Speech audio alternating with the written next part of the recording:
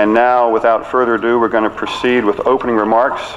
By previous draw, we have an order determined where Roger Martella will begin, followed by David Norden, then Sonny Reynolds, and then Sean Polster. So, Mr. Martella. Thank you very much, and good evening, and thank you to all of you for coming out on a rainy night, as well as our sponsors and the fellow candidates for being here. Since you get to spend the night asking us questions, I thought I'd begin by asking you a question, which is, why do you choose to live in Warrenton? Why is this the place that every night you put your kids to bed, you raise your families, you develop lifelong friendships with your neighbors, that you sacrifice your own time to make this community better for everybody? The reason is that Warrenton is unique. We have a unique quality of life that provides a secure, safe, and supportive environment, not only for you and for your families, but it's a quality of life that didn't happen by accident, that doesn't happen by accident, and that we cannot take for granted. And Tuesday, you have another choice to make. It's a choice between a record of success and a platform of change and growth. Mr. Norden and I represent a record of success in three key ways that are critical to preserving and enhancing Warrenton's quality of life. First, the utmost priorities of Mr. Norden and me have been to, at all costs, protect Warrenton's small town character and quality of life from the increasing and constant pressures of residential growth. Developers from Gainesville, from Haymarket, from Centerville, national developers who want to grow the town's boundaries, build more subdivisions, build more houses, which would be the worst thing that could happen for the town and its infrastructure and its small town character, while at the same time a record of being responsive and receptive to businesses, to trying to grow and expand local business opportunities and making sure we're being accommodating to concerns that we're hearing from the businesses. The second is a record of success in providing the highest quality services to the town's residents and businesses while keeping taxes among the very lowest of any jurisdiction in the state of Virginia. And the third, and one of the most important to me, is a record of putting families first and promoting new opportunities, no better than the Wharf, something that didn't even exist 8 years ago and today provides huge opportunities for more than 10,000 people a month. I look forward to discussing this record with you tonight, and thank you again for the opportunity to have this discussion with you. Thank you, Mr. Martella.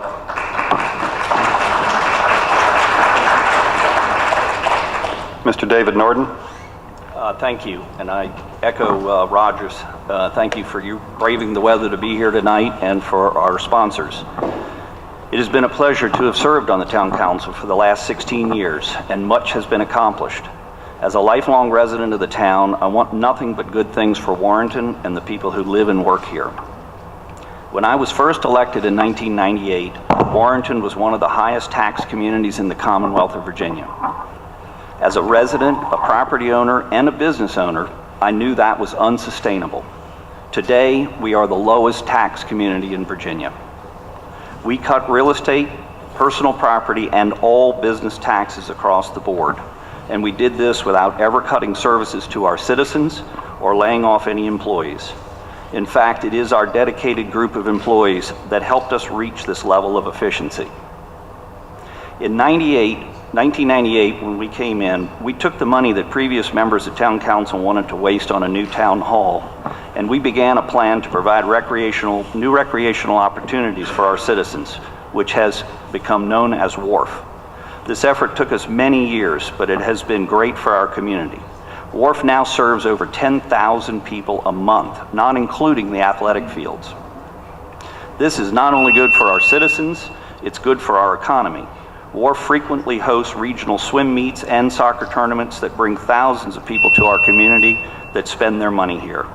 We did this without raising anyone's taxes. I am proud of these accomplishments, but there's always more to do.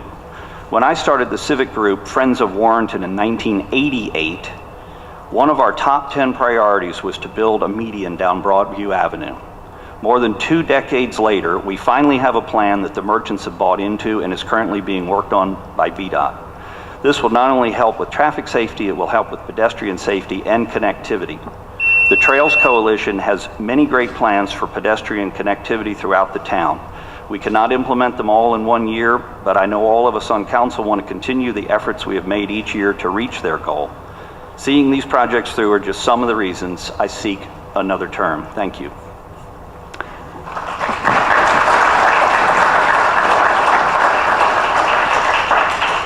Thank you, David. Ms. Sunny Reynolds? Thank you, everyone, for coming out tonight. It's kind of a miserable night, but it's good to see you here. And also, I want to thank everyone who, before this meeting, went to the George Mason ribbon cutting on Main Street, which was a fabulous event, and a lot of people were there, and very proud of that. When I first announced my decision to run again for the council position at large, a reporter visited me at my studio. His first question to me was, "Why would you choose to run for this horrible, nasty, dirty job?" I didn't see it that way. The way I look at it, and the way I have always viewed it, is that this is my responsibility. I have lived here in Warrenton for 22 years, and I have a sense of obligation to the citizens, the businesses, and the nonprofits of this town. I am not just representing you, I am you. I am a business owner, I am an extension of your needs and your opinions, and that is what is meaningful. I have the ability to not only preserve this town, but to negotiate desired changes. I have served on the town council before, and I help lead good ideas into action.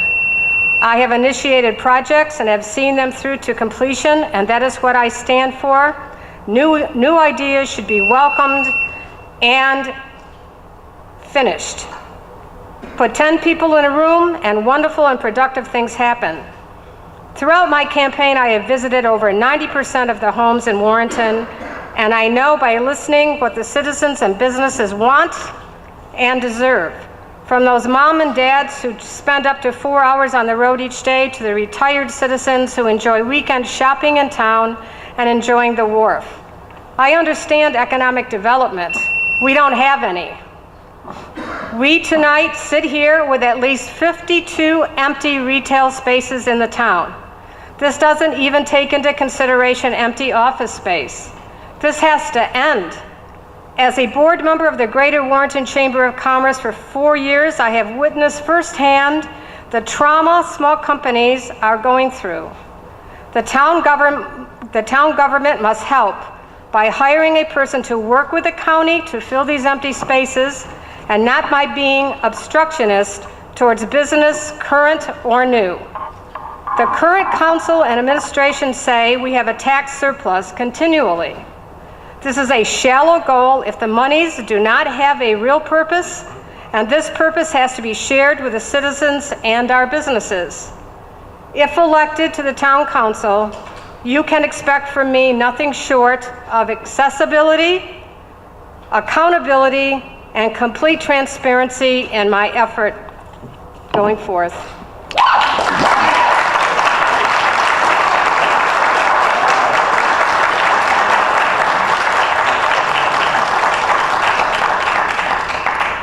Thank you, Sonny. Mr. Sean Polster. Good evening.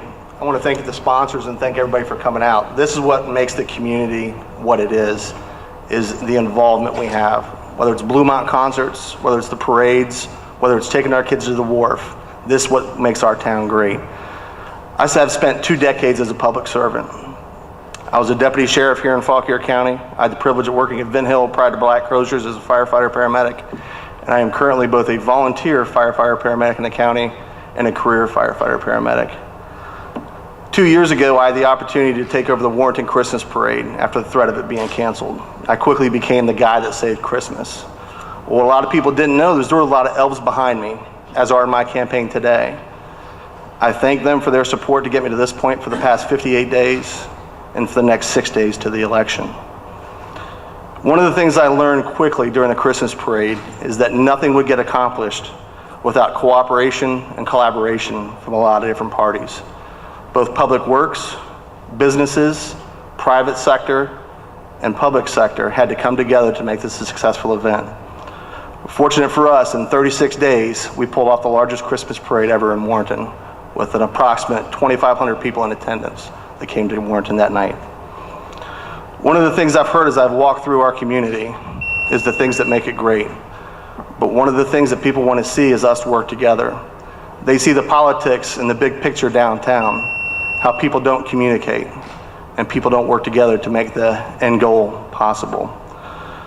The one thing I've told everybody that I will do is treat everybody with courtesy and respect, and I will listen, and I will work hard. My name's Sean Polster. Thank you.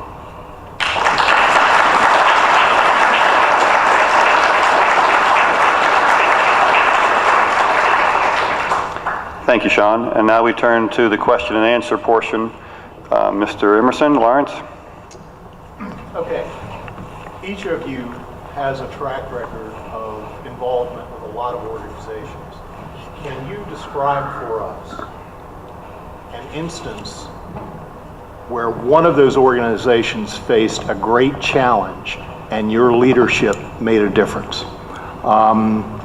I guess we'll start with Sunny and work our way across the table. I think I've been involved in almost every nonprofit in this county at one time or the other. And there's always crises with nonprofits. Usually has something to do with money, or mostly to do with money, or lack of volunteers. I guess I would say probably the thing I've been involved with most is on the Greater Warrenton Chamber of Commerce. We have part of the chamber, we have something called the Business Assistance Team. And this was something absolutely fabulous that I was able to work on. This was where small businesses or people who wanted to open a business and didn't know how to do it would come to us, and we would help them in many, many ways. Some people were failing, and we were able to help save their businesses by helping them getting business loans, doing business plans. Some people actually probably should not have been in business, and we helped them realize that as well. But that was something that I felt I was intimately involved with. I know I made a great, not just me, but several other people on that team made a huge difference to some very small businesses and saving them from losing their business and saving some people by helping them get space to be able to go into business. Thank you. I'd have to use the volunteer fire and rescue system. At New Baltimore, we were recently challenged with volunteerism. Volunteerism as a whole is down across the country, and in the fire service specifically. It takes an average firefighter 120 hours just for minimum training to become a firefighter. In the New Baltimore Fire Department, we've requested staffing from the county. Well, everybody knows money has to come from somewhere for that staffing. So we were charged by the Board of Supervisors to better organize our volunteers to better serve our community. And so we took an introspective look at our agency, and working with the Board of Supervisors, working with other fire departments, Warrenton Fire Department and Catlett Fire Department, who's our response jurisdictions, we developed a staffing matrix that allowed accountability for all our personnel and ensured staffing on the hours when career staff was not there. I work closely to develop the policies and procedures. I work closely to make sure this was a win-win for all parties, not just for our department, but our members too. It was something new. Typically, when you volunteer, you come and go as you please. We're asking people after they work all day to come into a fire department and stay there all night and to protect their community. It's a lot to ask. I have 3 kids, and I've done it for 23 years. And it's a lot to ask of somebody, but there's people out there that are willing to do it. And so we had to be invested in those people and ensure they knew that we cared enough about them that we were going to take care of them and provide them benefits to provide that volunteerism to our community. And so we went back to the Board of Supervisors with our proposed plan, and it ended up being a win-win. We, in the long run, we were able to show an increase in our staffing, increase in our response model, and right now we're doing better than we were 3 months ago, 90 days ago.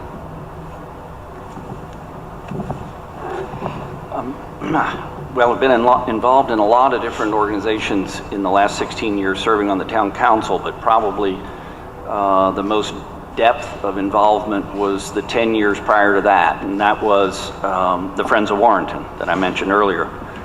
That was a civic group that I was a co-founder of in 1988, and the reason we started it was because there were many development issues happening in the town of Warrenton that were becoming very detrimental to the quality of life of the town. And there really wasn't anybody in town paying close attention within the borders of the town versus out throughout Fauquier County, where there's been many organizations for a long time. So we started the Friends of Warrenton particularly to begin monitoring the development activity and to involve ourselves with the town council that was serving at that time. We developed a lot of involvement from the citizenry. We spent our time educating and mailing to the citizenry things that were going on that they weren't paying attention to.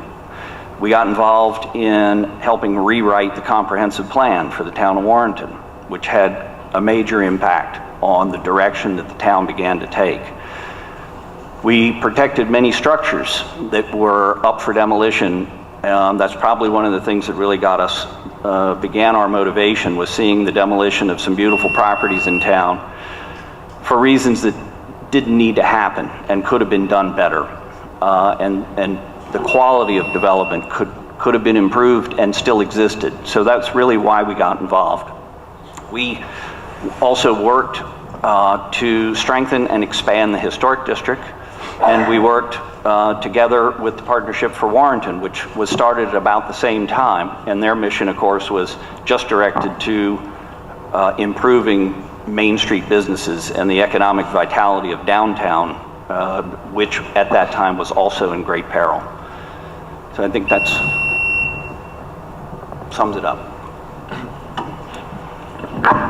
Mine is going to be in the category of one of the little things we seem to take for granted can actually be more complicated than it appears. And I began in my opening statement about talking about how unique Warrenton is. We all know that. And one of the things that makes us unique are our traditions, including, as Mr. Polster's referred to, and as you can all think of, the times we shut down Main Street for community celebration, something that really distinguishes us from other communities. And this weekend I was out with my children, and they're getting geared up and excited for the Spring Festival. And one of them said, I won't say who because they're all here, I won't embarrass the one, but one of them said, I wish we could have the Spring Festival every weekend in Warrenton. I thought, oh my gosh. And I explained that every time we shut down the street in Warrenton, it's a wonderful celebration, but a lot goes into a decision like that.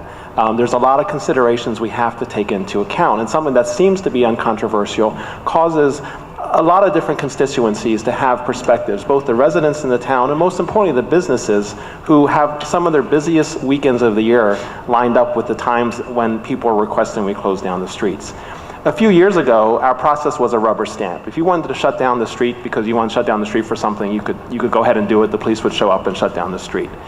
Over, I'd say, the last 3 or 4 years, though, we've heard very serious concerns expressed by the businesses, but also by the people who are invested in these traditions. And we've adjusted our process along the way and refined it to be responsive, to reflect all these interests. And now you don't have a rubber stamp. You have to come before council, present your case, and we invite impacted parties to come in and express their positions as well, so we can hear these considerations. And we continue to refine to the last example, when previously we would have shut down the streets on one of the busiest October Saturdays.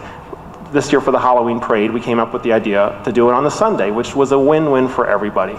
So this is the type of example where the town does listen to all its constituents, its residents, its businesses, works to preserve the things that are unique about Warrenton, but also tries to move us forward in a way that protects the past, but reflects the concerns that are being expressed in the present. Residential growth in the town is always something of an issue, and with that comes the concern for traffic problems. And I'd like to know how each of you feel you would address potential traffic problems with both the Winchester Chase development and the Warrenton Crossing developments. You need to figure out where to start. We'll start on this end and work the other way. I hate to start in the middle and work both ways. Residential growth is the #1 most serious issue confronting Warrenton, and I'm unapologetic about it. This has been my consistent position. You know what you're getting for if you vote for me. I will not do anything that will increase the number of rooftops in the town of Warrenton. There's some zoning that's been approved and not built yet, and we will allow that to happen, and we will support that. But if you vote for me, you will be voting for someone who will make sure that we never allow a new rooftop to be built in Warrenton. That's my position. I'm unapologetic about it. Although I will make an exception if someone wants to come in and build some high-density housing in Old Town, that will be fine, if done appropriately. Now, with that residential growth and the concerns about it come increasing concerns with traffic. We have existing traffic concerns. Traffic is the #2 issue for Warrenton, right behind the pressures for residential growth. And it is, even though I have said we have houses that we can continue to build because they've been approved, traffic is the overriding consideration for how these houses are constructed and the way the neighborhoods have been planned.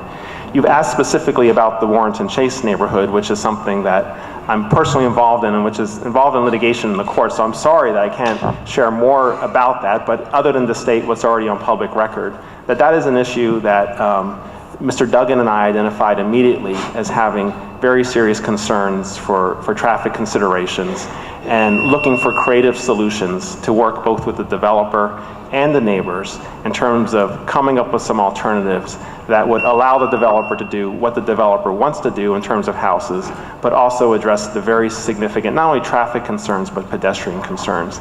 I believe as a result of those discussions, there are options that can achieve that. And I do hope that we can continue to proceed on working cooperatively, both with the neighbors and the developer on those options. Thank you.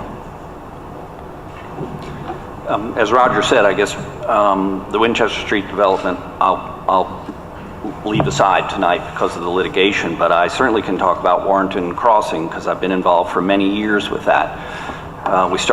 We probably started 5, 6, 7 years ago first with Mr. Dobson on that, and it went away for a little while during the recession, and it has been back, and I've probably spent the last 2 years working with Mr. Dobson and his team on that particular development. We had a serious road issue. It was always planned in the comprehensive plan for there to be connectivity from Walker Drive around to the big box stores that are on that end of town.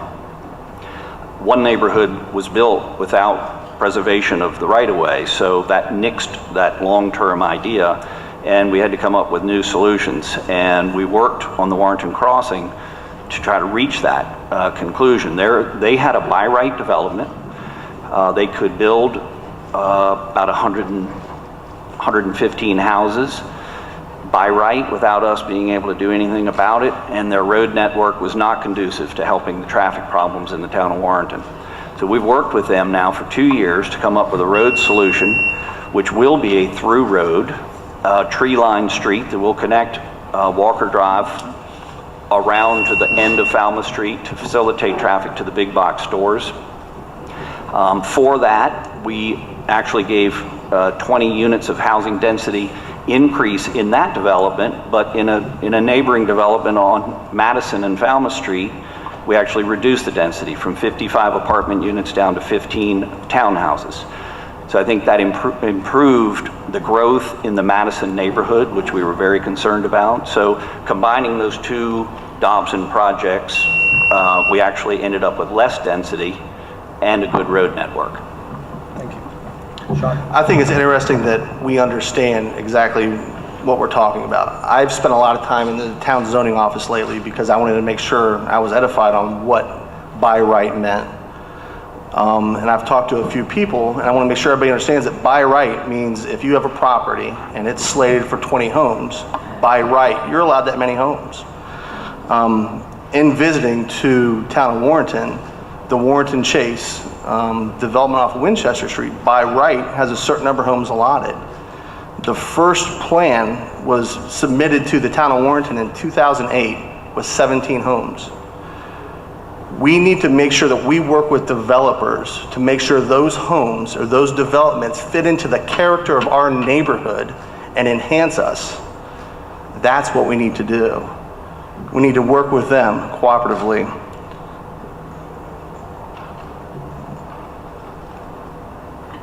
As far as growth, I don't want anybody in here to think I'm a pro-growth or an anti-growth person. I think that until the experts can tell me definitively when I'm elected that we have an additional capacity to accommodate the additional homes or businesses, I don't want to further encroach on that 10%, the buffer that we currently have. I think we need to be smart about servicing the residents that we currently have and protect them and their needs at all costs. Thank you. Sunny? A lot of this conversation really hasn't dealt with the question, in my opinion, about traffic. And the town of Warrenton sits inside the largest service district within Fauquier County. This is where the growth is supposed to be. This is where the majority of high-density housing is supposed to be. So if there are other properties, and there are within the town that are zoned R10 or whatever density, they will be built. And it's the town's responsibility with VDOT to make sure that the traffic is taken care of. As far as Warrenton Chase goes, I sat in the Planning Commission when that project was approved. I sat there and I listened to the VDOT people and the people who did the studies on the traffic coming out on Winchester Street. It all was approved. The project is a by right project and it will be built. I have a copy. I can talk about the lawsuit, which I have right here in front of me, which I have read from beginning to end. And that project is going to be completed. And the traffic, is the best that I can tell, is going to come out on Winchester Street for the good, bad, or the ugly. So the town has to be prepared for that. If there has to be a turn lane at the light, which there probably will be eventually, that's going to happen. Nobody's talked about the traffic on Broadview Avenue. There isn't any worse situation in the town than Broadview. It's dangerous. The plan's been approved for years. All the surveying has been done. It's sitting there waiting for funds. The town could help with some of those funds. The rest of the funds could probably be gotten by the state. Our supervisor, our center district supervisor, actually went down to the state. No council person went to the state looking for funding. That funding has to take place. That is a dangerous traffic situation, and something has to be done sooner rather than later.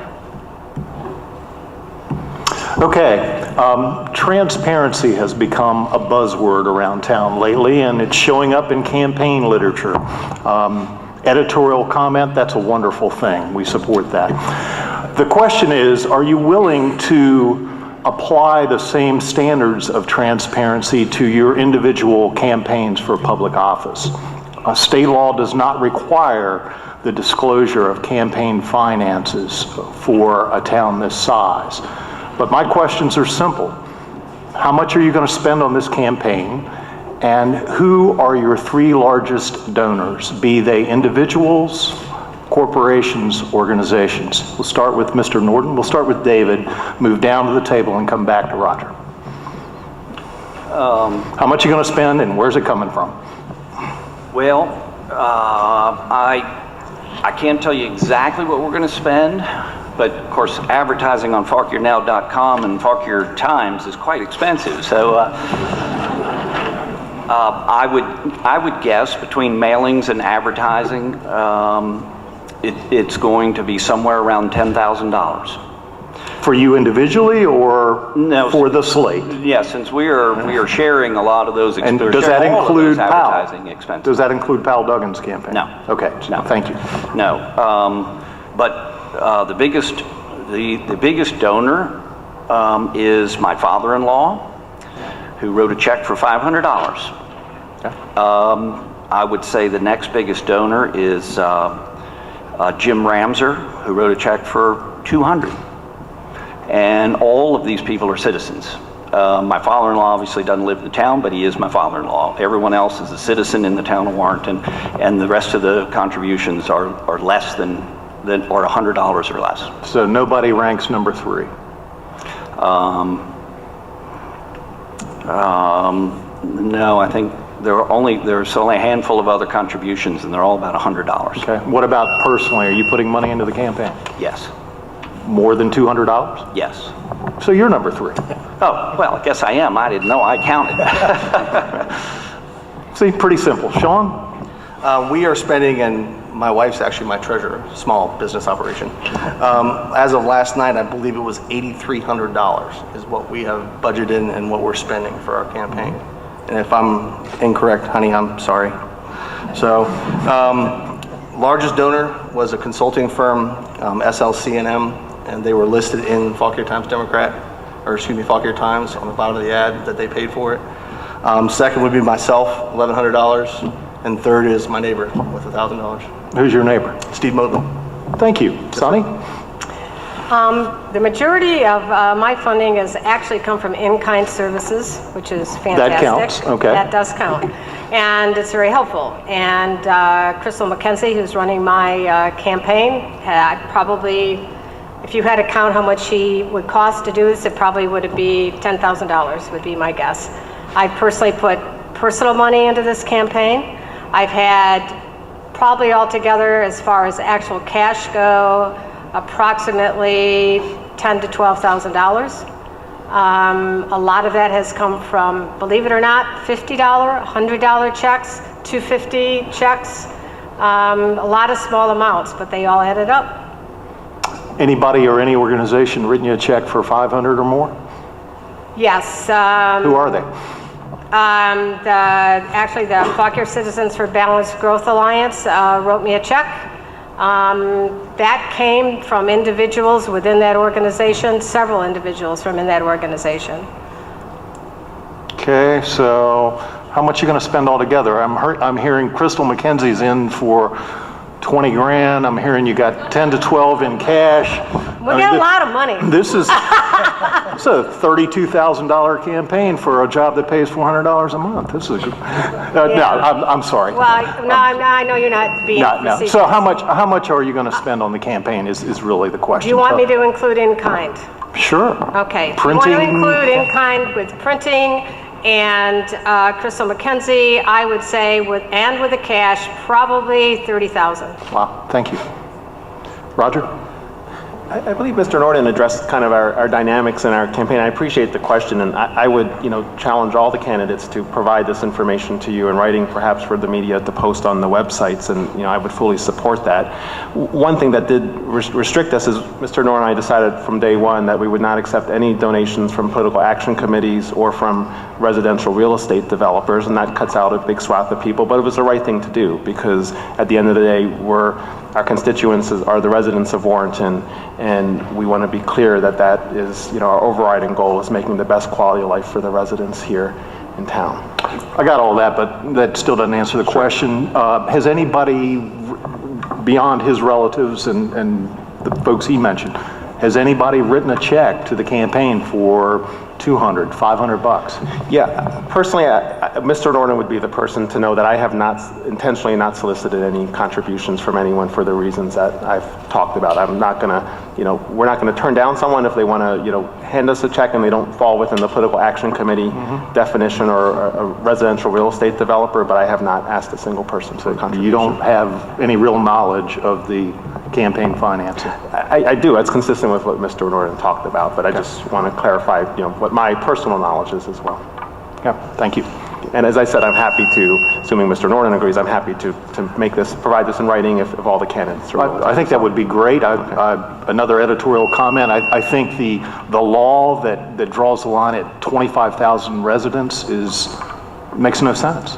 Makes no sense in my mind. And again, I'm not here to talk, but if someone comes before the council for a rezoning or a special use permit, the citizens should know whether that person has donated $500 to a council member's campaign. I think we all can agree on that.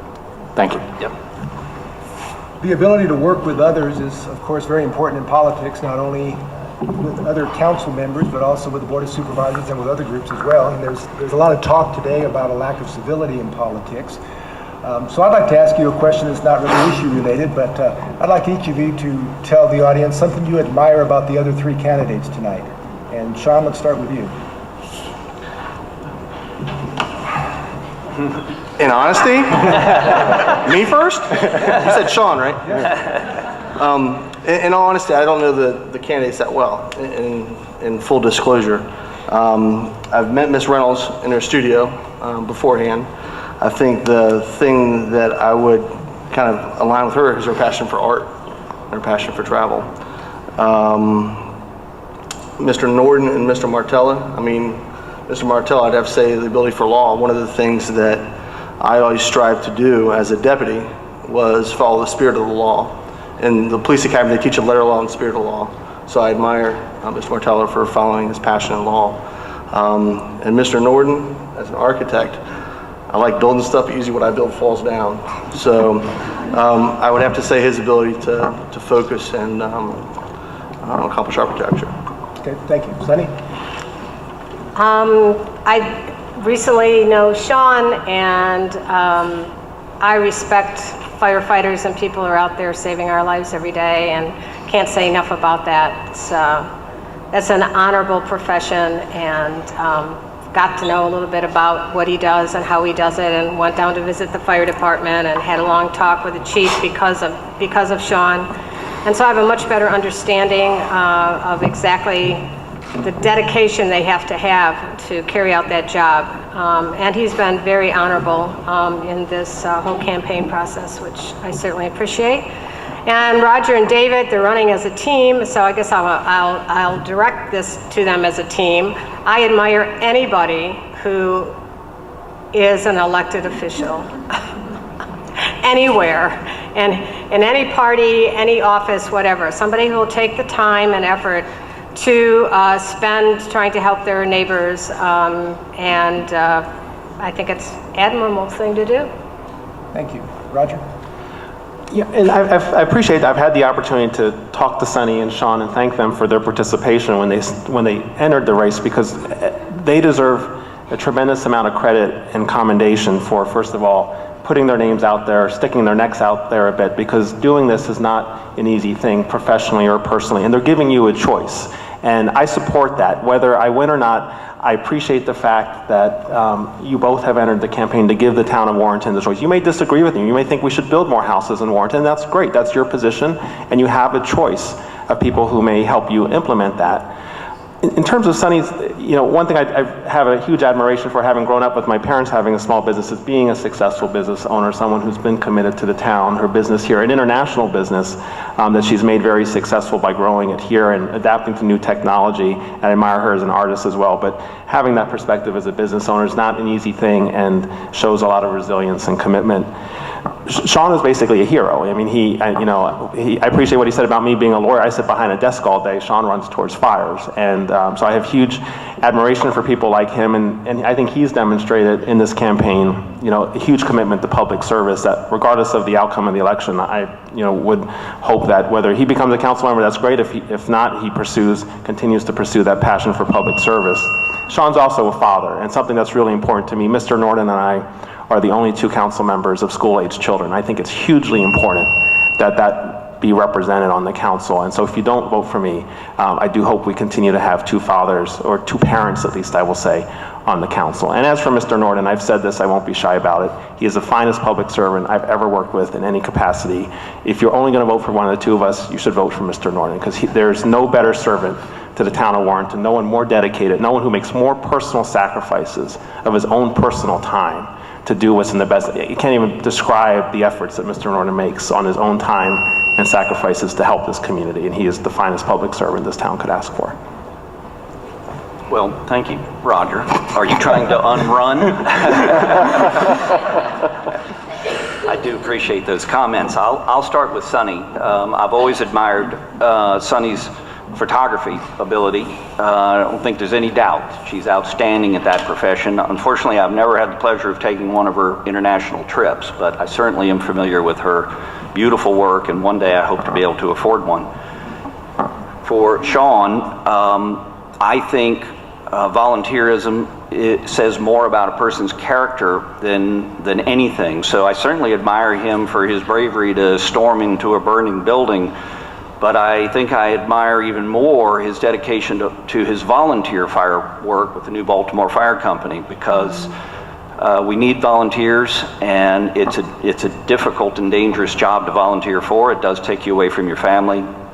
And as I said, just volunteering in any capacity puts anybody on a high mark for me. Now, for Roger, I have to say, if anybody knows anything about his credentials and what he's accomplished at his young age, I think everyone would admire that. Roger has had appointments with the Department of Justice. He's been with the EPA, and now he's one of the leading environmental lawyers in the nation. So I think his ability in that capacity says a lot, especially at his young age. And the one thing I really hate to do is follow him to a microphone, because he can speak so well off the top of his head because of all of his years as an attorney. Okay. How do you grade town government from A to F in terms of its dealing with citizens, particularly citizens who question the town, and the town's compliance with the Virginia Freedom of Information Act, and why? We'll start with Sonny and work this way. That's got to be a big F. I haven't heard one good word about trying to get information freely from the town. And I've had personal experience with this myself.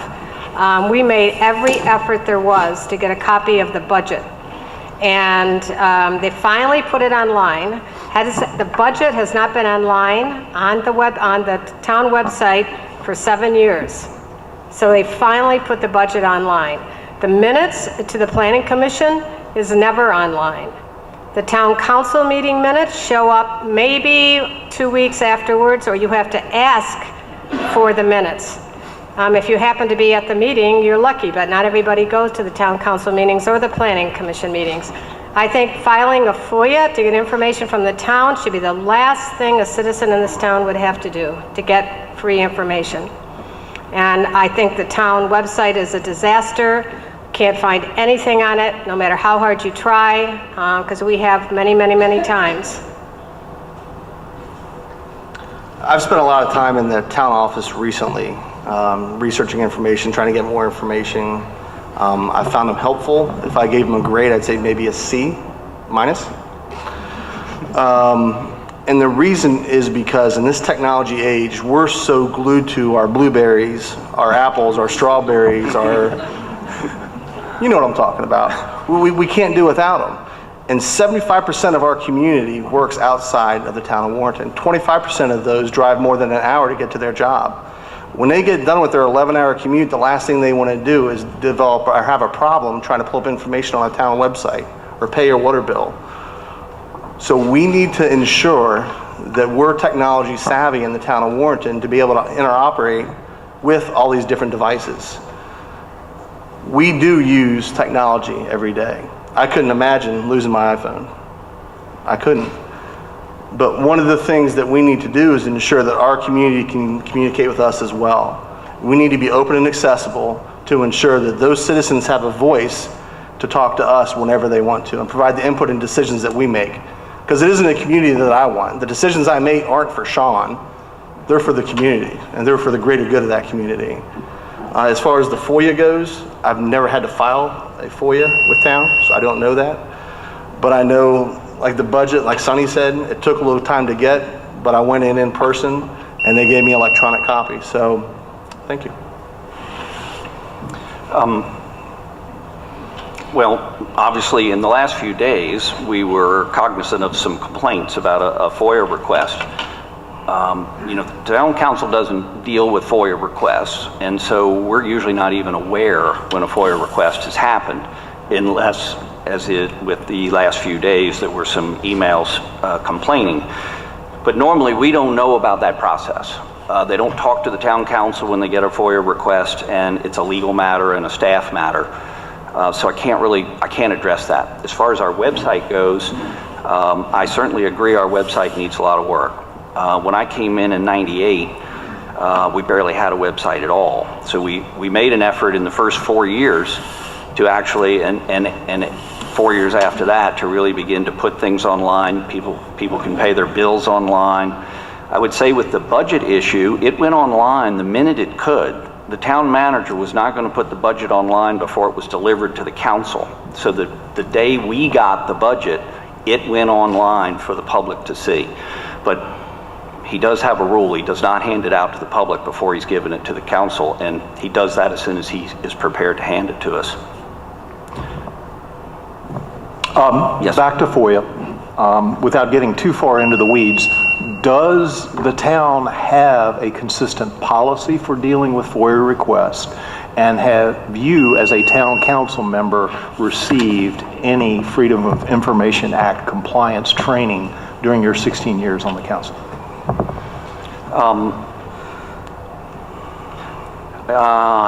You know, we through the Virginia Municipal League that is offered to us to attend every year, we have sat through things about freedom of information, about you know, conflict of interest, about all those kind of things. But I can't say that I am well trained in FOIA requests.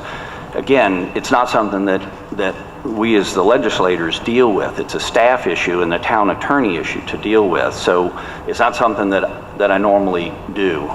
Yet in this case, and again, I don't want to get into the weeds, the council has been intimately involved in these emails over the last week. And does the town have a policy for how it addresses FOIA requests? Because, again, editorial comment, it seems very scattershot. The mayor has weighed in, and at least 2 council members have weighed in. Yeah, well, that might be a mistake. I mean, technically, a FOIA request is supposed to be handled by the town attorney and the staff that needs to produce the documents. Right. And as you know, it's all written in the Virginia legislature. How many days you have to act, what the fees for reproduction of documents is. So, you know, they know what those rules and regulations are. Typically, I don't believe that the town, you know, if information is easy to derive, I think it's always forthcoming. If there's information that I can give, I give it to people all the time if I'm asked for it. I wasn't asked about any of this FOIA information. I only learned about it through emails. Right. So is there a policy? I mean, you guys set policy. You set a budget, make land use decision, and set policy. That's the town council's role. Is there a policy on freedom of information? Now, wait a minute. I'm talking to Mr. Norton. We're going to split you guys up here in a minute. The policy is driven by the state regulations. The town adopts whatever state guidelines there are. So But yes, there is that's the no policy. internal policy that says Not because different the than what the custodian state shall says. do it, the town attorney shall review it if there's a question. So really, it's ad hoc. It is, the policy is set by the state. We adopt many of our policies that are adopted by state regulation, as you know. All right. Mr. Martello, Thank you. as the only attorney at the table, you want to weigh in on Well, this? I'd actually- Explain some things for us? As the attorney at the table, I'd like to pull us out of the legal discussion. FOIA, for those who may not know, is a law that says the government should have transparency and make things available upon request, and it kicks in a bunch of procedures. Let me be clear and simple. This is my position. Everything should be transparent. Everything should be out there. There's 3 exceptions to that in my mind. If it's a personnel issue, if there's something sensitive going on with personnel staff, that happens probably more often than you'd like to think, that should be confidential. We have to respect that. If there's something involving a commercial transaction, we want to buy a piece of property, we may not want you to know about that. We have to protect that for some time, but ultimately that's not protectable after a while. And if we're in litigation, during the course of litigation, the town should protect that information. Short of that, everything should be transparent. I don't think that's controversial. The question about FOIA is the mechanism by which you get that. I think what Mr. Norton's saying, what I believe, if someone comes to us and wants information, we're going to find a way to get them that information. It may not be tomorrow, it may not be 3 days from now, but we're going to work with the town to do so.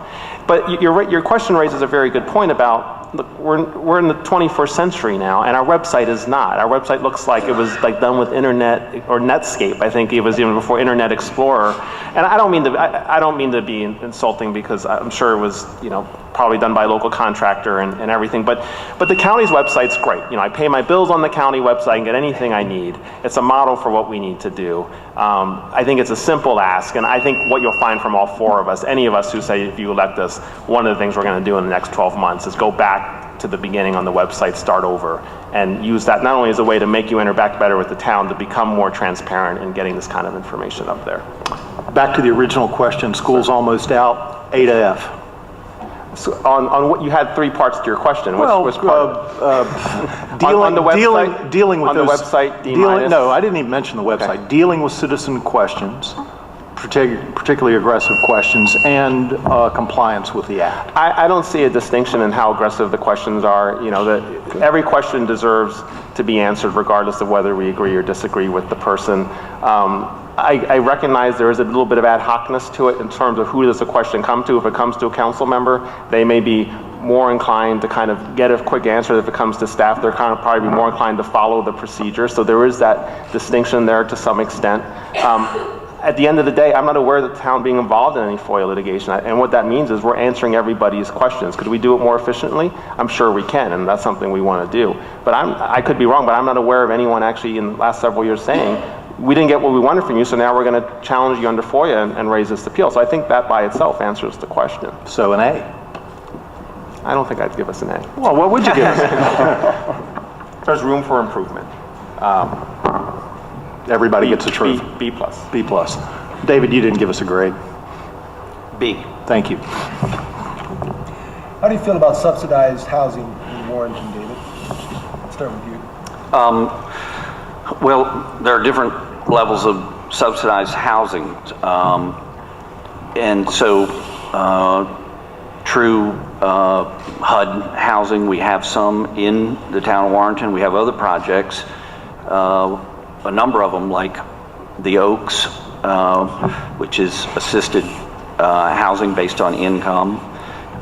And of course, I believe it's the same way that the rezoning that we gave to the Company 1 Volunteer Fire Department is all salary-based economic housing. So every community needs to have that. I believe we do have a good supply. I know that those that provided in the town argued with us that there wasn't enough room for another project when we were looking at the rezoning for the fire department. And that project, by the way, is owned by the Company 1 Fire Company and should give them self-sustaining income forever. I know that when we were looking at doing that, we were told, you know, there's not enough room for another project. You're going to bankrupt all of us if you do it. But I don't believe that has happened, and I think everyone is successful in all of those ventures in the town. So. Okay, thank you. Sunny? I think we have our fair share of subsidized housing in the town. What I don't think we have is low-income housing. Extreme lack of low-income housing.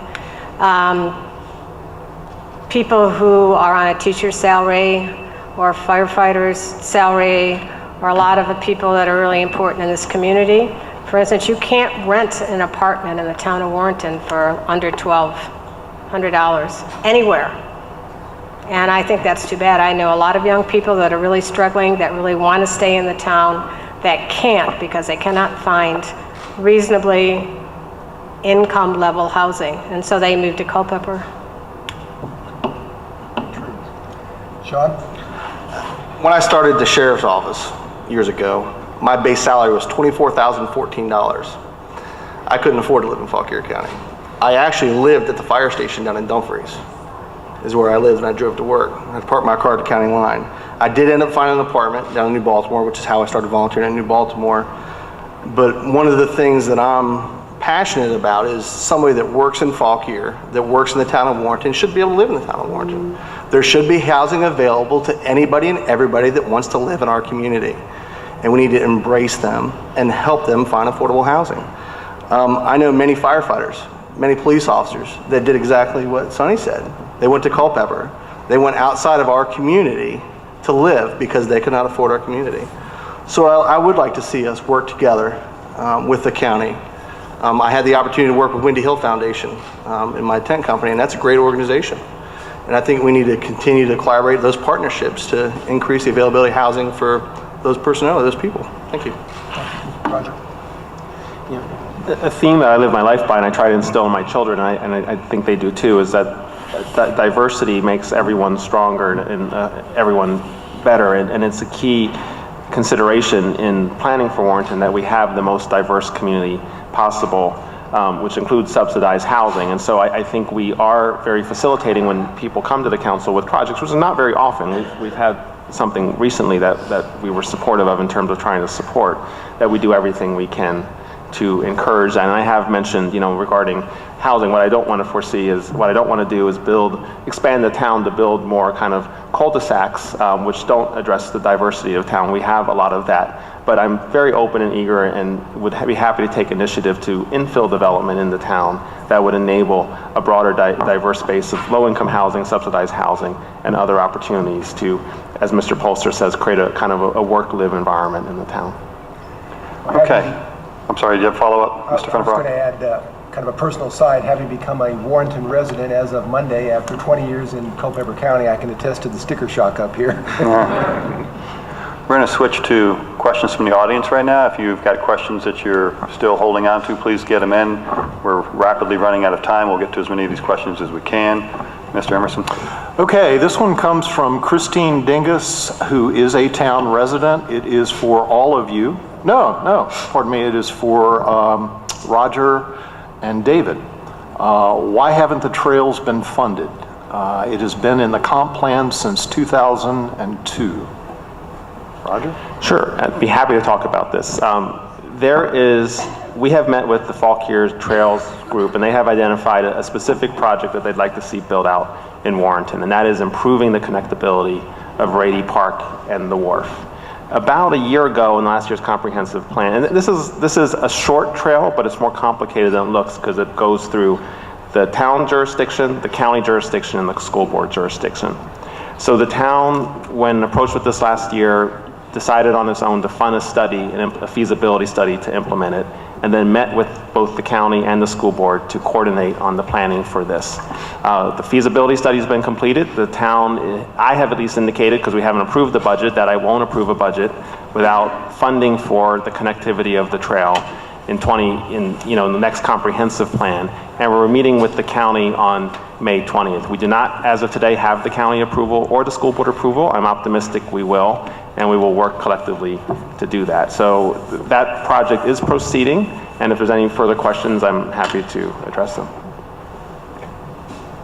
And I would only add, there are a number of trails that we have worked on. We've worked on trails with developments that have occurred so that we're continuing to try to use those opportunities to facilitate connectivity.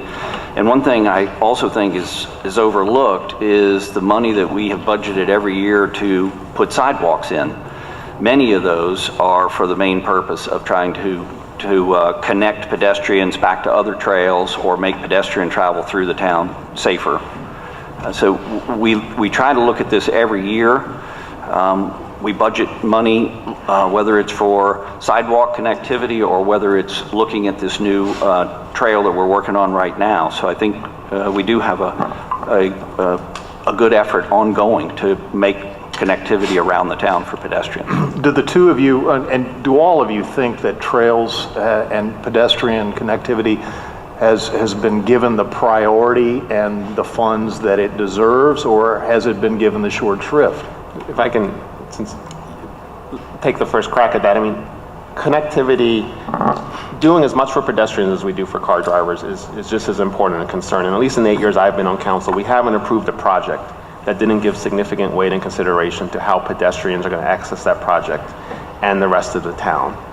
Now, there is more to do. We're not done with that job. We have this trail to complete, and we have other things to connect along Broadview Avenue and other parts of town. And I also recognize, I mean, talk about transparency. In the interest of transparency, I imagine the question's going to get to this at some point, but our park and recreations effort for the last 8 years have been getting the wharf up and going, working out the bugs, and making it as accessible to the broadest community possible.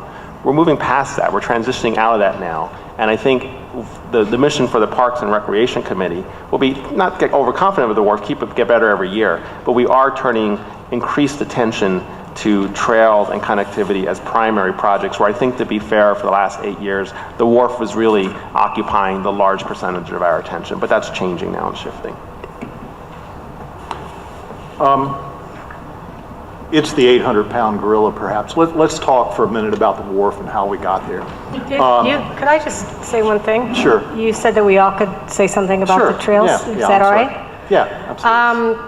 I think the trails have been incredibly neglected. The whole project has been incredibly neglected.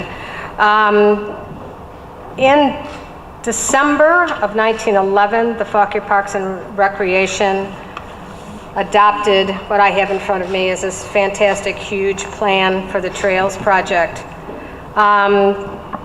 It went to, the county approved it in June of 2012. So the only people who haven't approved this is the town.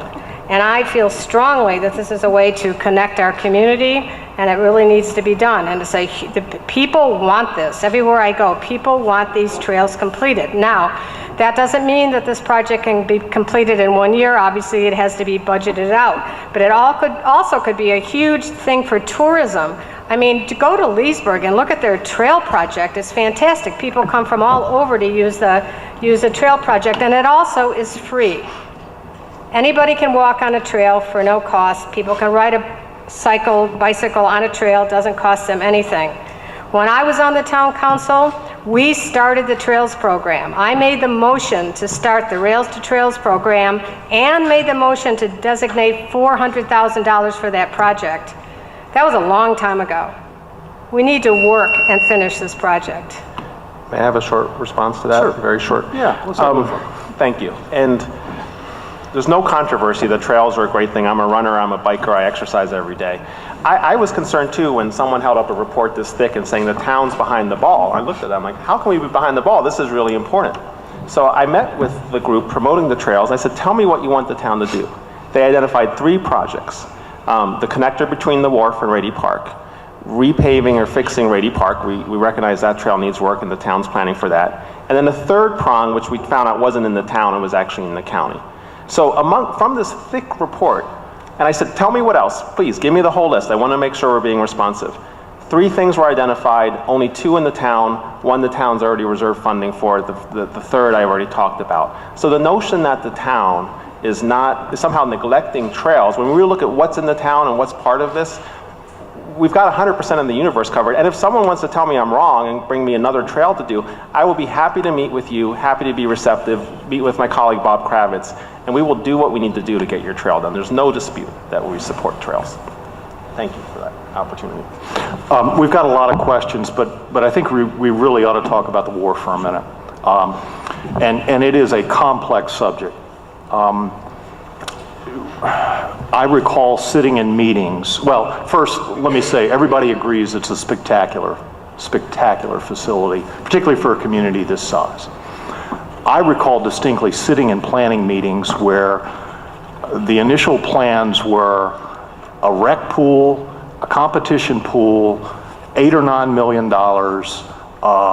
no fitness classes, no competition with Chestnut Forks. Chip Maloney was in the room. How did that morph from that simple plan to whatever the number is? It's in the emails I'm seeing as high as 28 million. And what do we do? What is the future? What have we learned? How do we deal with this big, expensive, wonderful thing? Sean, let's start with you. Let's let the new guys have the first crack at it, and then come to the incumbents. And I'm sorry for just throwing such a mess out there, but we're all talking about it. So I'm interested to hear what you have to say. Sure. We're at the Wharf just about every weekend. My kids play roller hockey. They play on the park. They ride their bikes and scooters on the trail while my wife and I run, try to keep up with them. So we're those people that use the Wharf. We're part of that 10,000, and we love it. But one of the things that we need to understand is the town's also a business. And in business, if something's in the red, you need to do something to correct it. I want to make sure that we're good stewards of everything that the public entrusts us with. And I don't know the story behind the Wharf. I know that we go there a lot. I know it's a great facility. But I would like to see us approach this as anything in the county. If we think of a triangle, we think there's 3 points on the triangle. There's the county piece, the town piece, and the public sector piece. And with any project, with any planning piece that we're working on, we need to work cooperatively and collectively with all those people to ensure that we have buy-in and ensure that we are successful in any of our endeavors. And that's where I'd kind of leave the Wharf.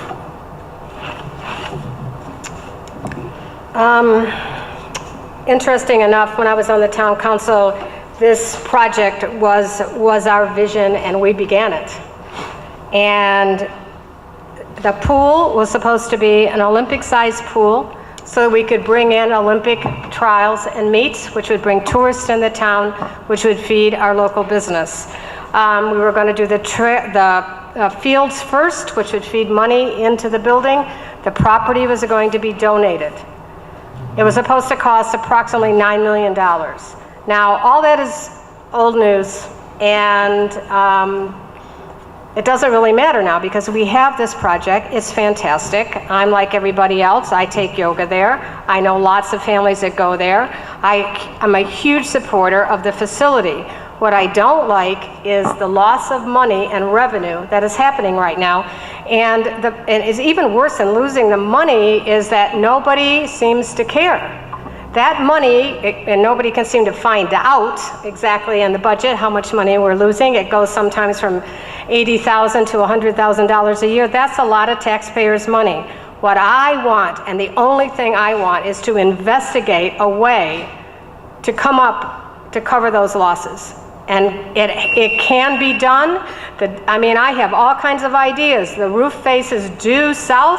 Why don't we investigate on solar panels to heat the pool? Why don't we have more corporate sponsors? I'm an expert at getting corporate sponsors. Just ask the chamber, right? Why don't we involve the county? You know, the county was not brought in on this to begin with, which is a huge mistake.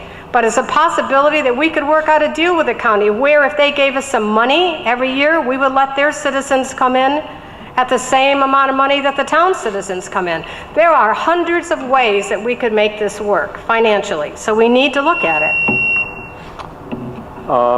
David, you've been around the longest, and you watched this thing from the beginning. Right. Take a crack at it? Sure. Well, Sonny is not exactly correct on the county participation end.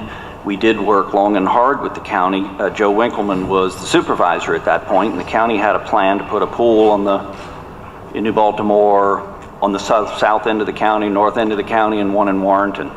The county's participation was $1 million on that project. The overall cost of the wharf project was $22 million and change. The town paid for about 50% of the project with cash. Currently, we have bonds out on that project of about $9 million. So, other things that were in play, when we were negotiating the deal with the Van Royens for that property, we tried to bring the county in again because we had more opportunity to buy more property, and we wanted the county to participate so we could build more ball fields. That did not happen, so the town purchased the 80 acres, I think, that we have there. And in that deal with the Van Royens, we also got them to put 600 acres of their farm into permanent open easement. So there will be no houses or development on that farm, and it has left a beautiful gateway for the town. So I don't make any apologies for creating wharf. We can afford it. We didn't raise anybody's taxes to pay for it. The wharf operational costs are almost breaking even. What we subsidize is the debt, the $9 million in bond debt that we have. It's the only debt that the town of Warrenton has. And I will bet you cannot find very many communities that can say that. We retired all of our infrastructure debt on the wastewater treatment plant, on the water treatment plant. The sole debt obligation that the town of Warrenton has to pay is for the bonds on the wharf. And it's about $1 million a year. And I don't make any apologies for that. We set out to set fees on that facility at a rate that all of our citizens could afford. If you can afford to go to other athletic clubs, then you can afford that, but not everyone can do that. So we wanted a rate that people could come and swim laps or bring their children to the play pool or do whatever they wanted at this town facility at a fair rate. So raising our rates to try to overcome that deficit on the bond debt is just not something that we have wanted to do. Did you guys understand that you would create the need for an annual subsidy? Yes, absolutely. No one expected Wharf to break even within a decade. but it has improved tremendously. As I said in my opening statement, we have over 10,000 people a month using that indoor facility now. That's not including the thousands of children that get to play on the soccer fields all the time. So I think it's been a wonderful asset. We were able to move the hockey rink over there from a location that was not so great. We've built a skateboard park over there. The Fun for All playground has been built there. I think it's a tremendous asset for a town our size and for our citizens to have to enjoy. Having $1 million without raising anyone's taxes to pay for that, to cover our bond debt, I just don't make any apologies for that. Okay. The wharf is the most important thing that's happened to Warrenton in a generation. It's a credit to Mayor Fitch and his thinking outside the box to take on a project so magnificent for a town so small. And we hear a lot, well, you're not running it like a business because it doesn't make a profit every month.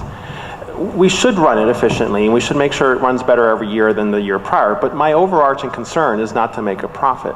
My overarching concern is to make this facility as affordable and as accessible for the broadest and most diverse population. I want everyone in Warrenton to be able to walk into there and be able to afford it, so they don't have to drive half an hour in their car to go somewhere else. And that, to me, is the overarching concern. It's as important as picking up your trash, shoveling the snow on the streets, providing you water and sewer services. This is a core governmental function for the betterment of our community. And as Mr. Norton has said, we haven't raised taxes a penny to bring you this opportunity. Now, I do want to address the notion that we're bleeding money and no one's paying attention to it. The year after the wharf, I'll do it to the decimal point. The year after the wharf opened, the very first year, it lost a lot of money. That's not a surprise. Every business does. Almost $500,000. For 2015, we've closed the gap 66% to $150,637 differential between revenues and expenditures. 66% in a short amount of time. Well, what does that mean? For the 10,000 people or 14,000 people who use it every single month, that means every time someone walks in there, the town's subsidizing them by $1 roughly. I'm okay with that right now. We're doing things to make that better, but I'm entirely comfortable with the fact that the town, just like we pay for your trash removal, just like we pay for subsidize your water and sewer, that we're subsidizing everybody who has a good experience to better themselves $1 when they walk in there. I have no qualms, not to say we won't make it better, and as you can see, you're welcome to come up and look at this chart when this is over. I'll share it to you. You can photocopy it, take a picture of it.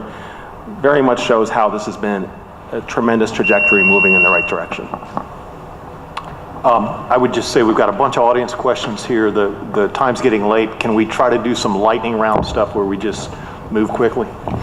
And I apologize for getting us so deep into the weeds. What is your plan to attract employers to Warrenton? Would you focus on any industry in particular? This is for everyone. Let's start with Sunny down at the end there. From Heather Davis? Doris. Okay. Could you read that again? I'm sorry, I didn't. What is your plan to attract employees to Warrenton, and would you focus on any industry in particular? Well, the town of Warrenton doesn't have only 4 small industrial pieces of property left. If we were to do something with it, I certainly would like to attract companies that could employ some of our 60+% of people who travel outside of the county. It would be nice to be able to have them to live here and work here and play here all at the same place. So yes, I would like to attract some possibly government contractors or whatever that would hire some people to keep them here in the county. Okay, Sean? I recently had the opportunity to return home. I'm originally reared in Carlisle, Pennsylvania, which is a small town in Pennsylvania Dutch country. And in the past few years, Carlisle has experienced, as many towns has, empty storefronts. What they did to think outside the box and develop a creative solution, they hired a retail recruiter. This retail recruiter targets small businesses that fit into the character and the vision of the community and brings them in. And today, Carlisle has a waiting list of about 40 businesses that want to be on their main street. I think it's something we need to look at. I think it's something that we need to go to other towns that have experienced this, Culpeper, Clark County, Berryville, and ask them how they've been successful and learn from others. Thank you. David? Well, Sonny took the page right out of my dream for the future of Warrenton. We have a 42-acre parcel next to Country Chevrolet, which is zoned for industry. It's not zoned for commercial retail. Unfortunately, the current owner is a commercial retail developer, and that's what they want to do with it, and I'm not in favor of that. If we could recruit some high-tech and defense contracting satellite businesses to a 42-acre campus to have a place where our workers could stay here and work, the economic benefit to the town of Warrenton would be, and to Fauquier County, would be tremendous. Because all of those commuters that leave here every day at such early hours and return so late in the day end up having to do all their shopping where they work. So all of that money is leaving the town. And if we could create this business campus, we could keep them here. And there's nothing that would benefit the town more than that. Another retail center is not true economic development. People have so much discretionary money to spend on clothing, and they're going to buy it at one place or another. So I am very much in favor of preserving these 42 acres and the other industrial pieces that we have, and working with those landowners to try to find a successful conclusion to that.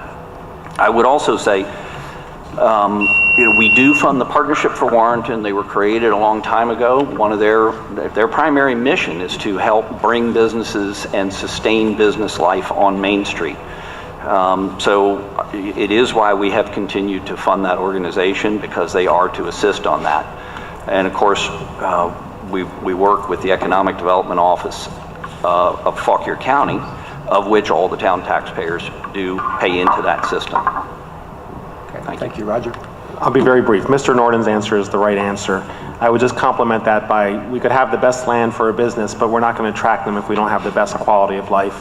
And there's more we can be doing to improve the quality of life here. One thing we can do is to continue to help vitalize Old Town. I have long been working on plans for a multi-purpose parking structure that would be more than a parking structure, but would bring new residences to Old Town, infill development, businesses, and hopefully more activities. I know Ms. Reynolds and I agree on a need to improve performing arts. And so I don't think it's enough to say we just really want to create a good business environment. We have to create a good environment generally, and those two things go hand in glove. And I think both of those things are foreseeable. Unlike in the last 8 years where we had economic issues, they are foreseeable in the next 4. Okay, quick one. County government has appropriated funds to start planning a new central library. The county owns more than 3 acres, I believe, bounded by Waterloo, Chestnut, Lee, and Pelham Streets, one possible site. There are others. Where would you like to see it? Let's just start this way and go the other way.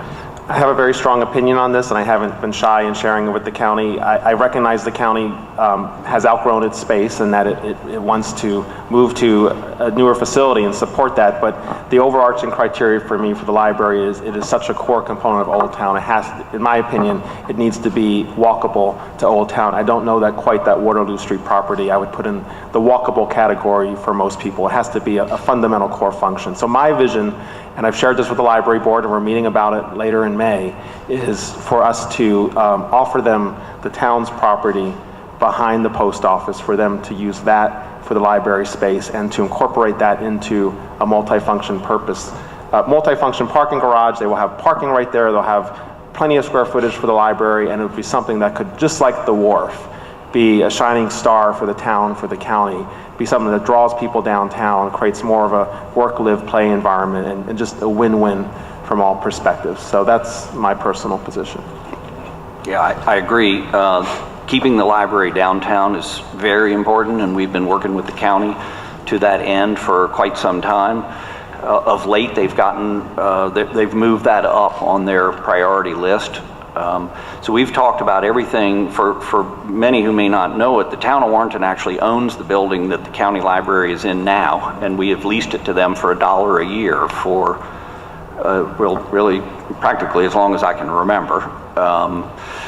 And we have talked about everything from adding another story to that building, which still leaves a parking problem, which is one of their dilemmas, Of course, what Roger just mentioned is on the table, and I know that they have expressed an interest in at least exploring the possibility of going down to their Chestnut Street property. I, like Roger, would like to see it right up in Old Town, but I certainly would be happier with it going to the Chestnut Street property than to move out of town, which was one of their plans 8 or 10 years ago, was to actually build a facility completely outside of the town where everyone would have to drive to it. I think that's a very bad solution, and I know we on Town Council are ready to work with the county government any way we can to make sure the Warrenton Library stays in the heart of Old Town. I have 3 school-age kids, 6, 8, and 10, and we frequent the library regularly. My kids love it. I think it's a mainstay in Warrenton, and I think it needs to stay in Warrenton. But I think the bigger picture here is the Town-County Liaison Committee. I really think the resulting outcome is well below what we can and should achieve when we collaborate and work together. I think we need to facilitate a better relationship and look to other entities such as Clark County. I talked to Brandon today in Clark County. They have the Berryville Area Development Authority. 3 members from the town of Berryville and 3 members from the county of Clark work together in the same building on the same floor. They communicate and they develop and they talk. And I think we really need to work better with our counterparts in the county to accomplish everything. Thank you. I know there's several places that have been talked about for the library. Obviously, we do need a new modern library. There's no doubt about that. I don't feel that the Chestnut Street property is too far. This is supposed to be a walkable community.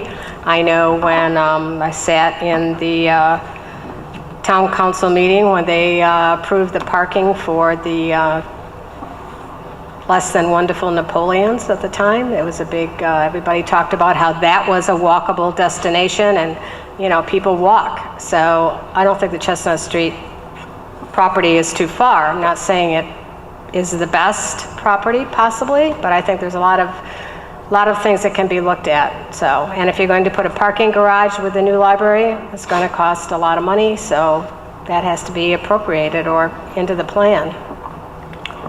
That question, by the way, came from Zenobia Nelson, who's a town resident. Got one. Yeah, let's get the younger people involved here. What projects are you working toward to promote family and adolescent activities in Warrenton? I'm 15 and there's not a lot of places for kids my age besides the Wharf and Carousel. I, for one, would like to see something in this town for families and teens. For example, movie theaters, malls, laser tag, etc. That comes from Jeremy Alexander. Sean. I'd like to see those things too. My kids would like to see them. I think one of the ways that we can embrace the live, work, play concept is by having opportunities for our youth to attend. Community policing is critical to any small town. And one of the things I missed when I first moved to Warrenton was seeing the police officers on bicycles, having them interact with my kids on bicycles, because they build and foster that relationship from a young age. I remember my kids, Ethan, my son sitting back here, he was stopped by a town police officer on a traffic stop on his bike and said, "I need to inspect your bicycle." He looked at it, he did a bicycle safety inspection, something small like that, but my son remembers that. And then what happens is when my son goes to high school, he has faith in those police officers because that community policing was integral when they were so young. So by instilling that in them, then providing them opportunities like he said at 15 to get out, be part of the community is a smart plan. And I don't know where he is, but I'd like to talk to him. Yep, there you are. How you doing? Very good. But yes, and this goes back into me walking around town and meeting people. There's a lot of great ideas in this community. I met John today. John's a World War II vet, retired. He said, "You know what would be great, Sean?" He said, "If you can extend the bus for 2 hours, 1 day a month." I said, "Well, what day would that be?" He said, "Well, for First Friday, because the bus stops running at 6 o'clock. He said, "It would be nice to go up and take part in First Friday." He goes, "I'll be back home by 8. He goes, "You don't have to extend it till 9. But ideas like this are great, and we aren't going to know about them unless we have that community involvement and we stay connected with you, members of our community. Thank you. Roger? And a movie theater has been kind of my pet project, which I have not succeeded on, to be honest, for 8 years. There's a whole bunch of reasons for that beyond my control, and there's some people in the audience who have been incredibly constructive in helping that vision. We have not given up, though, and the construction of the one in Gainesville actually is a bit of a setback for us, unfortunately. But I recognize, and this is to my point earlier, that I think it's critical that there be members of council who have who are parents of young children, because we do need more things for our children to do in town. One of the things that's great about the Wharf is not only providing rehabilitation, recreation, but people don't have to get in the car and drive half an hour, which also increases safety concerns. So definitely a priority. The focus is, still trying to attract the movie here. That may have to go with the parking garage too. A lot of these things are kind of tied in together. I do believe the development atmosphere for this, though, is much better in the 4 years coming up than it has been in the last 8. So we should, just like 8 years ago we didn't have a wharf, I'm hoping 8 years from now we're going to have a lot of these things in place. Sunny? I think it goes back to economic development. If we had a person, paid person in the town of Warrenton that was looking at economic development, I bet you they could find somebody to come here and put up a movie theater. Someone who could come in and bowling. There's no place for the kids to bowl. I have friends who have teenagers. They have absolutely nothing to do, and they do not want them on the road going to Gainesville, Manassas, or Culpeper, which have everything. So I think we ought to be able to I hear it all the time. We want a theater. We want a performing arts theater. We want an arts center. We want something for teenagers to do, a music center. It's very important to the citizens of this town that some of this stuff happens, and we need somebody to go and find them and bring them here. And David? I agree with everything that's been said. Unfortunately, there are realistic problems with that. I think all of us, I'm sure I'm the only one at the table that remembers the walk-in movie theater on Main Street when I was growing up. It leaked like a sieve, and when the row went down and came back up to the screen, there were puddles down there all the time. You never wanted to sit in the lowest seats, but it was our own movie theater. And I remember when it closed, and that was the time when I became a teenager and began to drive, and we had to go to Manassas to see a movie.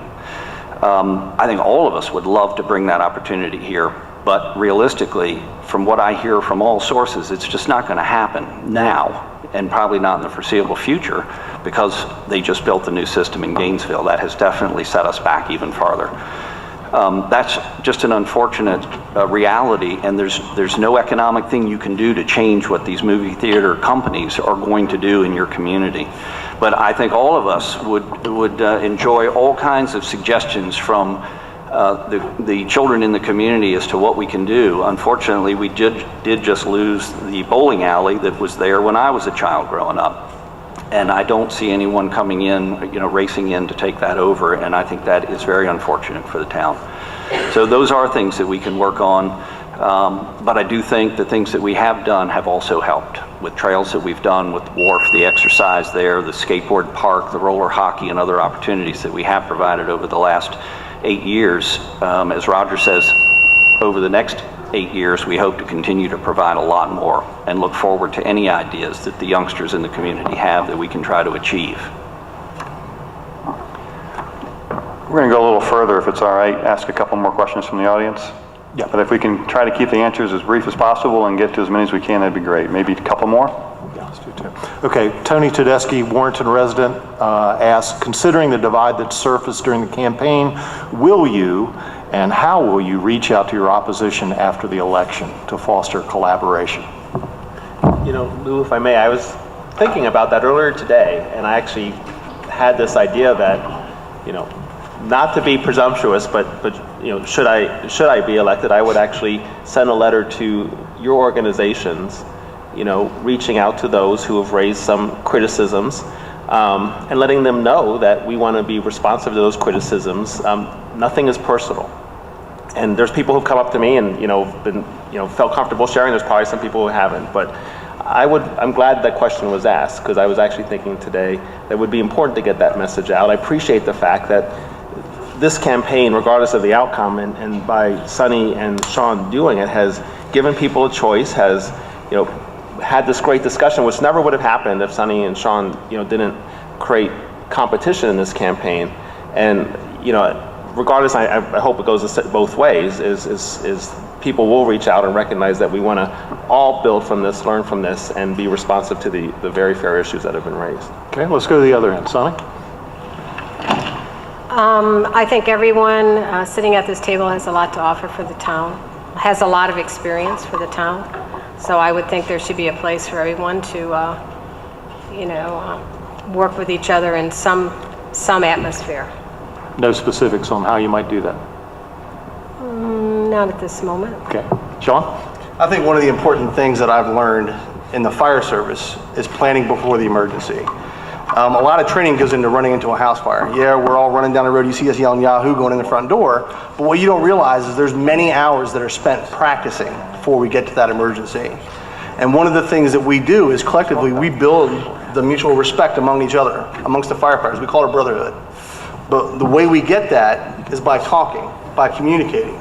Not by text, not by email, but by picking up the phone and saying, hey, are you available? Yes.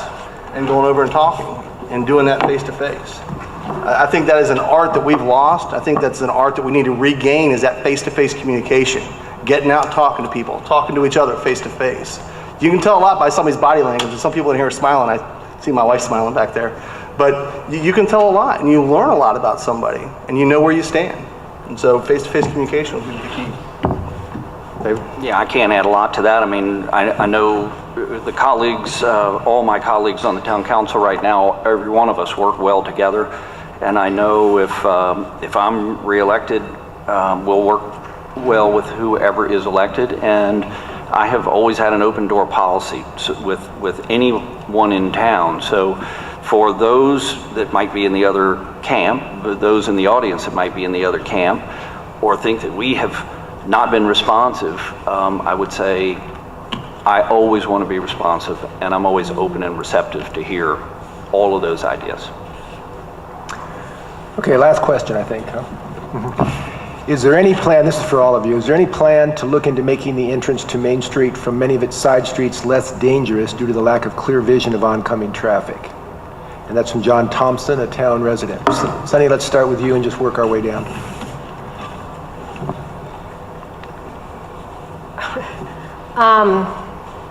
Well, we have, the town police have put up the crosswalks already, on Main Street at least.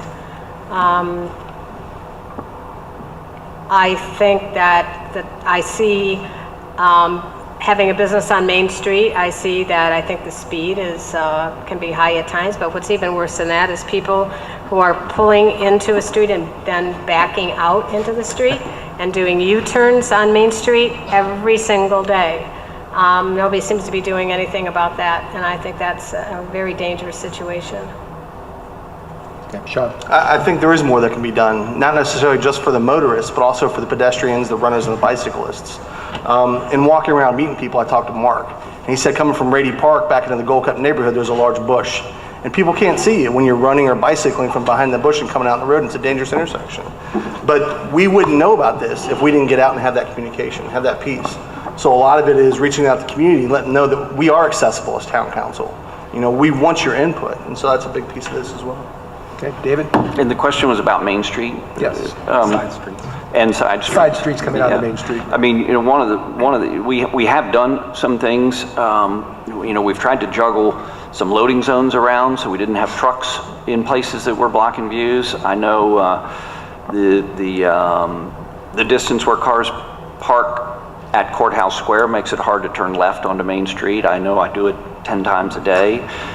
The problem we face is, of course, no one wants to remove one parking space from Main Street.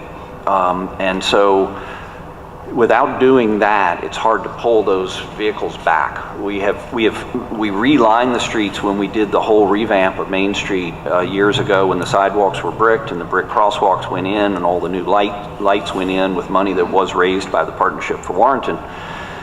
We relined all of those parking spaces to try to get more parking on there. We made them a little shorter so we could squeeze another one in here or there. So I don't know a lot that can be done, but anything that can be done, we would always look at doing it. But we certainly have had a mind to not remove parking spaces. Roger. We'd be shot by the merchants, by the way.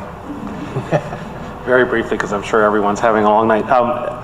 What we did to Main Street warrants attention on the side streets and Lee Street. There's been planning for that in the comprehensive plan.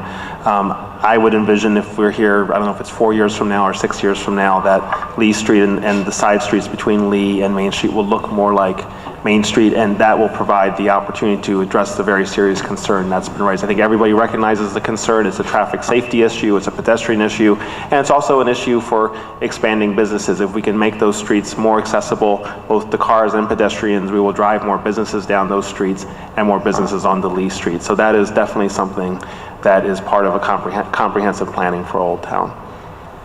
And thank you to the person who raised the question.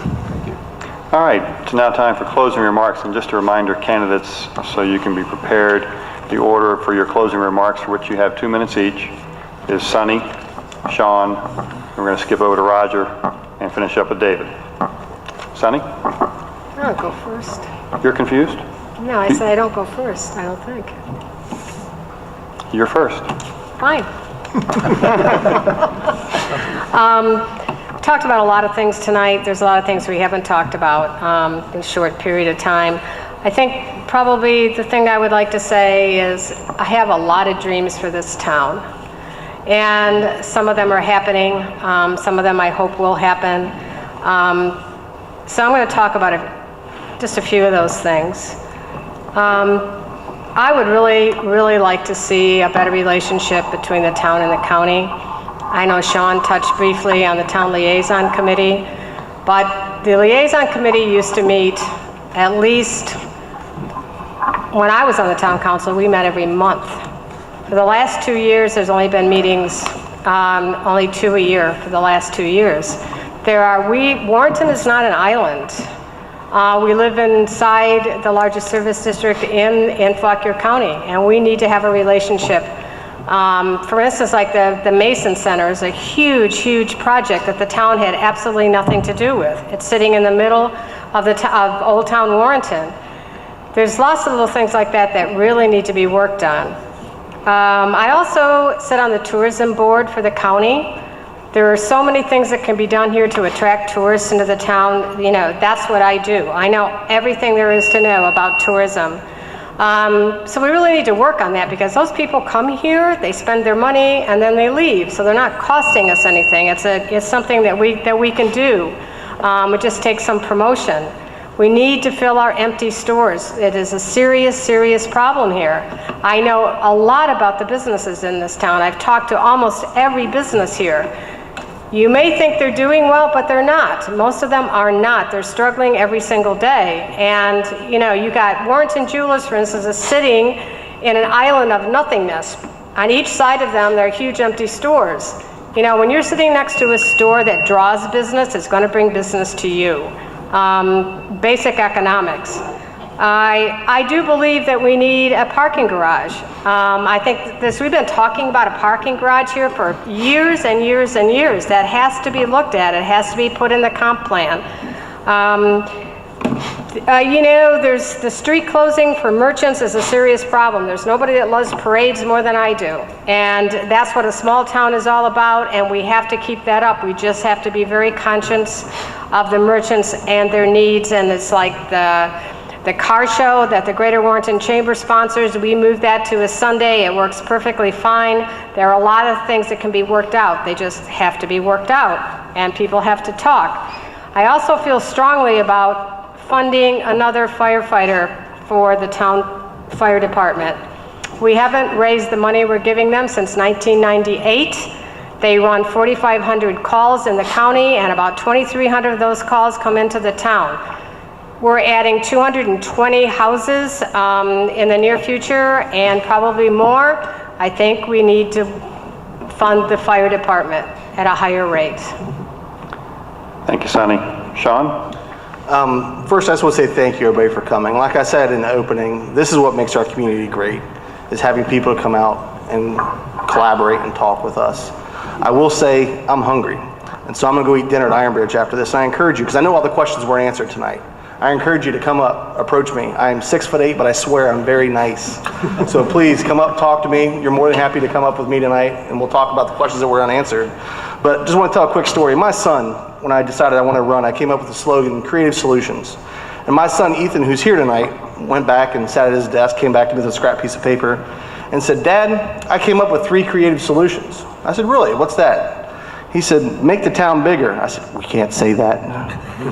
I said, "Why, Ethan?" He said, "Because it's a great place and more people should enjoy it." I said, "Okay." I said, "What else?" He said, "We need a fishing pond, because I like to fish." I said, "Okay." I said, "What else?" He said, "Save the trees, Dad. We need to save the trees." I said, "You're right." I have been extremely humbled by this experience. I've spent 2 decades answering calls for service as a firefighter paramedic. I've seen people at the worst of times, and I've spent 58 days now knocking on doors and asking people for their support and going to individuals like you and saying, "Vote for me on May 6th." And for somebody that is used to not asking for help and not reaching out to people, but helping people myself, it has been humbling. So I want to say thank you again for coming out tonight. And like I said, my name's Sean Polster, and I want you to vote on May 6th. Thank you. Thank you, Sean. Roger? Sean, you said your son's name is Ethan? Ethan, How old is he? 10. So can we write him in as a candidate? He's my campaign strategist. He's got some good ideas. I know labor work laws. I began by saying that, by asking you the question about why you choose to live here. And Sonny just said something interesting, which is, well, Warrenton's not an island, and that's true. I think of Warrenton as an oasis. It is something that is truly special and unique, and you know, we're different than most. We don't live here because it's on top of a metro station or next to some world-class shopping or across the street from a corporate office park. We live here because we know that this is the town that provides the highest quality of life to you and your families. And job number 1 for whoever you pick next Tuesday will be to protect that quality of life. The next 4 years are going to be harder for those folks than the last 8, the last 16 have been. The economy is rebounding. The pressure on our doorstep is greater than I've ever seen it. And you're going to need people with willpower, determination, and a record when you go to bed at night. You know how they're going to decide and the types of issues that the way they're going to vote on things. Job number 2 is to make this town better. We've heard some great ideas tonight, and I'm happy about the fact that we seem to be on the same page. I think we have a shared vision on what should be improved, and maybe some differences of opinions on how to get there. But I'd like to end as well. You've had a long day with a lot of tough weather and a long night, and the questions we got from you were really exceptional. Thank you for putting us to the challenge of answering them. And again, thank you to the candidates for giving everyone a choice, and for our sponsors for giving us this forum tonight. Thank you, Roger. David? Well, I thank everyone who braved the weather to be here again and that participated in the questions. I would ask that you keep the confidence that has gotten us where we are today. I promise I will not let you down. If re-elected, I pledge I will not raise the taxes in the town.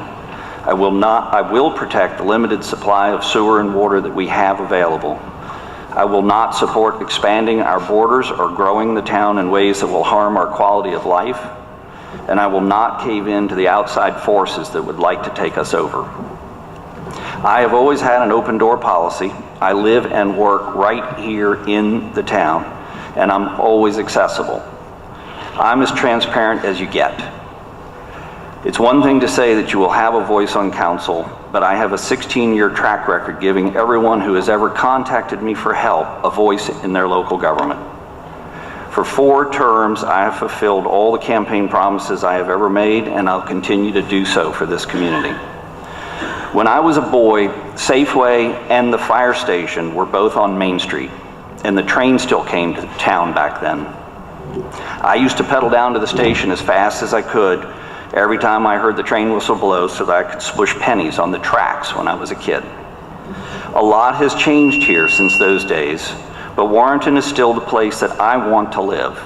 It's the place that I want to raise my children, and I want to create great memories for them as I grew up having.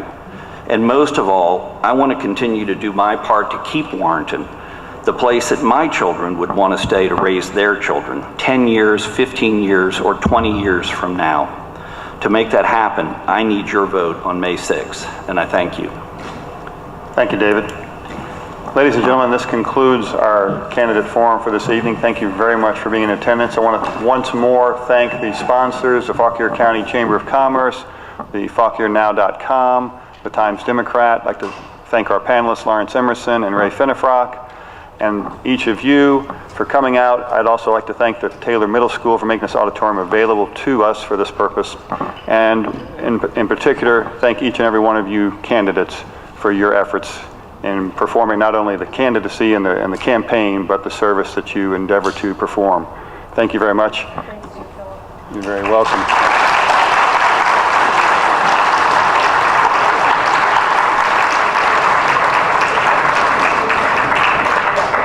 One final thought for you as you get up and leave. We do need to make this auditorium available, be cleaned up and prepared for school as soon as possible. So if you all could leave in good fashion, that would be most appreciated. Thank you very much. Good night.